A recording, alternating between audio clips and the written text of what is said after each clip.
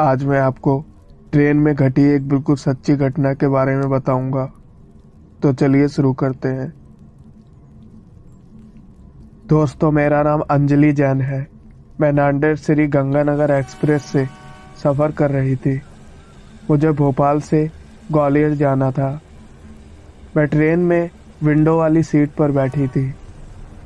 जब मैं सो रही थी तो अचानक मेरी सीट के ऊपर वाली चैन अपने आप पुल हो गई।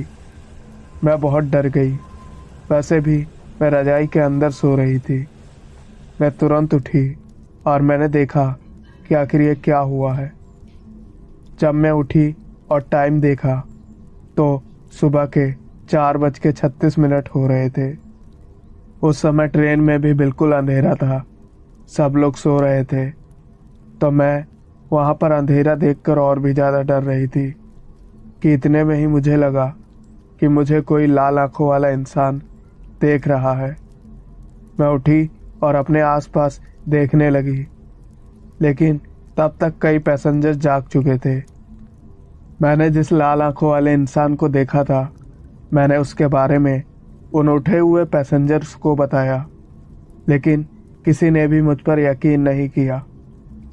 फिर ट्रेन के एक स्टाफ को मैंने ये बात बताई तो उसने मुझ पर यकीन किया और उसने मुझे बताया कि वो एक चाय वाला था।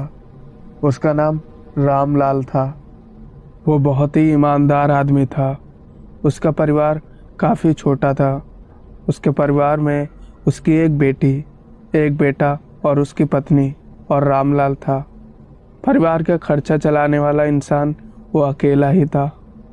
एक दिन उसके साथ एक बहुत ही बुरा हादसा हो गया, जिसकी उसके परिवार वालों को कल्पना भी नहीं थी।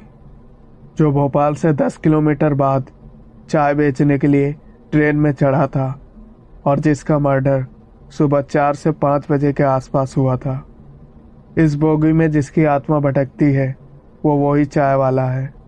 इस बोगी में बैठे हुए लोगों को उसकी आत्मा हमेशा 4 से 5 बजे के आसपास दिख जाती है। वो हमेशा किसी न किसी को मार के ही जाता है। अगर तुम उसकी आंखों की ओर देखती या गिरती तो वो तुम्हें भी अपने साथ ले जाता और तुम्हें मार देता। उसने मुझे चाय वाले के मर्डर के बारे में एक बात ये बताई कि उस चाय वाले का मर्डर कुछ गुंडों ने किया था, जो कि उस बोगी में लूट मार करने के इरादे से चढ़े थे। चाय वाला रोज उस बोगी में या कहे तो उस ट्रेन में चाय बेचता था। तो उसने वहाँ के पैसेंजरों को बीच बचाव करने की कोशिश की, जिसमें उन गुंडों ने उस चाय वाले को भी मार दिया और साथ में उसके पास जो भी पैसा था वो भी लूट लिया। ट्रेन में और भी जो पैसेंजर थे उन्हें भी लूटा गया और फिर वो लोग उतर गए। लेकिन उस चाय वाले की आत्मा की एक और खासियत यह थी कि वो जिन लोगों को मारता था मरने के बाद, उनमें से ज़्यादातर ऐसे लोग ही होते थे जो किसी का बुरा चाहते थे या किसी को मारकर उनकी धन दौलत लूटना चाहते थे। इस घटना के बारे में सुनते सुनते मेरा ग्वालियर का स्टेशन नज़दीक आ चुका था। अब मैं अपनी तैयारी कर रही थी ट्रेन से उतरने के लिए। मैं ट्रेन से उतर गई, लेकिन आज भी मुझे इस घटना के बारे में सुनने के बाद बहुत ही बुरा फील होता है। मैं नहीं चाहती कि ऐसी घटना किसी के भी साथ हो, लेकिन क्या करें, अक्सर ऐसी घटनाएं घटती रहती हैं। दोस्तों, मेरा नाम देव सिंह है। मैं मुंबई में रहता हूँ। मेरे साथ एक भूत की घटना हो चुकी है। ये तब की बात है जब मैं नया नया दिल्ली से मुंबई शिफ्ट हुआ था अपने चाचा और चाची के घर पर। चाची और हमारे परिवार के बीच में कुछ मैटर हो गया था, इसीलिए हम सीताराम बिल्डिंग में फर्स्ट फ्लोर पे शिफ्ट हो गए थे। कमरा नंबर था 107, जहां हमारा परिवार रहता था। हमें रहते रहते कुछ ही दिन हुए थे कि एक रात की ये बात है जब लाइट चली गई थी। तो मैं और मेरे पापा और मेरा बड़ा भाई, हम तीनों घूमने के लिए बाहर निकले। और जब हम घूमने गए तो हमारी सिस्टर को अकेला रहने दिया और कहा कि हम लोग बस आते ही हैं। हम लोगों ने सिस्टर से कहा कि तुम घर पर ही रहना और जो करना है वो कर लेना। तो हमारी सिस्टर खाना बनाने के लिए किचन में चली गई। तभी किचन में उसे एक ब्लैक शैडो दिखाई दी, लेकिन वो उसे देखकर इतना डर गई कि वो किचन से बाहर भाग गई और अपने रूम में चली गई। इसके बाद जब हम लौटकर घर गए तो ये सब बात हमारी सिस्टर ने मेरे पापा को बताई। पापा पहली बार में तो माने ही नहीं कि ऐसा कुछ हो सकता है, लेकिन फिर जब पापा उसी कमरे में अकेले रहे कुछ देर के लिए, मतलब हुआ ये था कि मेरी सिस्टर और हम भाई हम सब बाहर चले गए और पापा लाइट बंद करके जब अंधेरे में रहे तो उन्हें कुछ ऐसा ही दिखाई दिया। लेकिन तब पापा को विश्वास हो चुका था कि यहाँ कुछ ना कुछ बुरी शक्ति है। इसके बाद पापा ने कहा कि हमें ये घर खाली कर देना चाहिए, लेकिन घर कैसे खाली कर सकते थे क्योंकि हमारे पास दूसरा घर भी नहीं था और इतनी जल्दी घर मिलना बहुत मुश्किल था। दोस्तों, वैसे भी मुंबई में घर मिलना, वो भी किराए पर, बहुत जल्दी पॉसिबल नहीं हो पाता है। तो हमने उस घर को खाली नहीं किया। ये बात हमने उस बिल्डिंग के ऑनर से बताई तो उसने कहा ऐसी कोई बात नहीं है, ये सब तुम्हारा वहम है। तो मेरे पापा ने सामने वाली बिल्डिंग में जो वॉचमैन काम करता था उससे पता करने की कोशिश की और जब मेरे पापा ने उससे पूछा तो उसने मेरे पापा को एक बात बताई कि जो शैडो आपको दिखाई देती है वो कोई नहीं बल्कि जिस कमरे में आप रहते हैं उसी कमरे में पहले एक औरत रहती थी जिसने अपने घरेलू कलेश की वजह से अपनी बिल्डिंग से छलांग लगाई थी। और वो सिर्फ आपके कमरे में ही नहीं बल्कि इस बिल्डिंग में घूमती रहती है। उस औरत की मौत के बाद से 2 मौतें और हो चुकी हैं जो कि बिल्डिंग से गिरने की वजह से हुई हैं, लेकिन ये नहीं पता चल पाया है कि क्या उसी औरत ने उन्हें मारा था या फिर वो सिर्फ एक हादसा था। ये कहानी मैं आपको अवनीत कौर के पॉइंट ऑफ व्यू से सुनाऊंगा। दोस्तों, अगर आप चैनल पर नए हैं तो चैनल को सब्सक्राइब करके बेल आइकन को ऑल पे सेलेक्ट कर लेना ताकि जब भी मैं कोई कहानी अपलोड करूं तो आपको उसका नोटिफिकेशन मिल जाए सबसे पहले। चलिए बढ़ते हैं कहानी की ओर। मेरा नाम अवनीत कौर है। वैसे तो मैं भूतों पर विश्वास नहीं करती हूँ, लेकिन मेरी ज़िंदगी में एक ऐसा वाक़या हुआ था जिसके बाद से मुझे भूतों पर विश्वास हो गया और अब मुझे लगता है कि भूत प्रेत सच में होते हैं। ये बात है आज से कुछ साल पहले की, जब मैं दिल्ली में एक कंपनी में जॉब करती थी। उसी कंपनी में एक और लड़का काम करता था जिसका नाम था आनंद।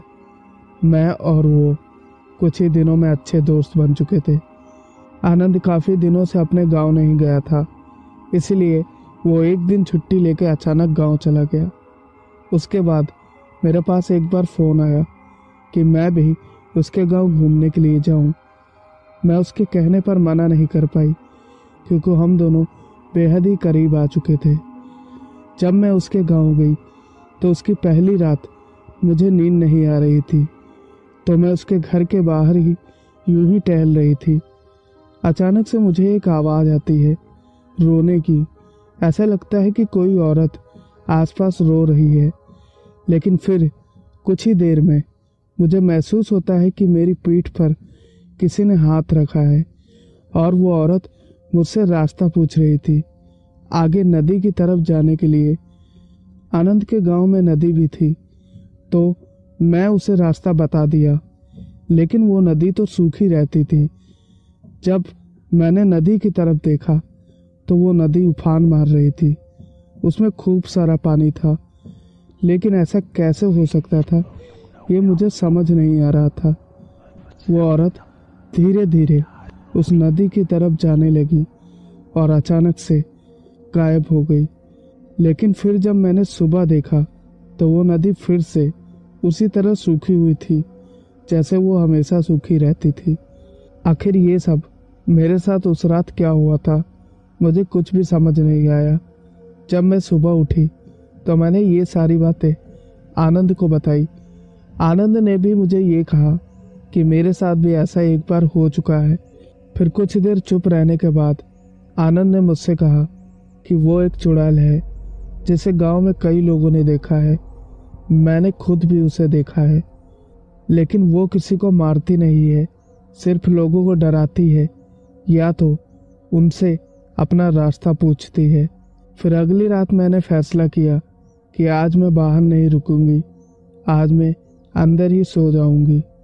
कुछ देर चुप रहने के बाद आनंद ने मुझसे कहा कि वो एक बूढ़ी औरत की आत्मा है जो कि अब चुड़ैल बन चुकी है। फिर अगली रात जब मैं कमरे में सो रही थी तो मुझे ऐसा लग रहा था कि कोई खिड़की से मुझे देख रहा है, लेकिन जब मैं उठकर देखी तो वहां पर कोई नहीं था।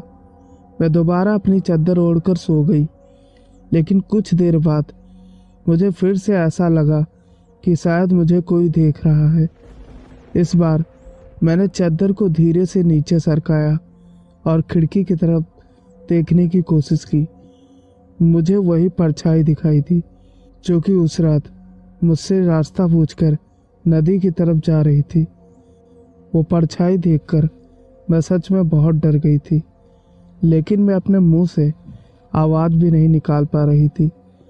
कुछ ही देर में वो परछाई मेरी तरफ गुर्राने लगी और मुझे अपने पास बुलाने लगी, लेकिन मैं जान चुकी थी कि ये एक चुड़ैल है, क्योंकि आनंद ने मुझे सुबह ही बताया था।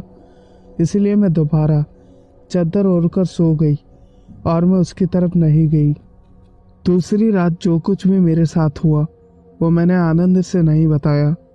हो सकता है उसे ऐसा लगता कि मैं बहुत ज़्यादा डरपोक हूँ। फिर एक दिन और रहने के बाद मैंने आनंद से कहा कि मैं अब दिल्ली वापस जाना चाहती हूँ। तो आनंद ने मुझे बस में बिठा दिया और मैं दिल्ली वापस चली आई।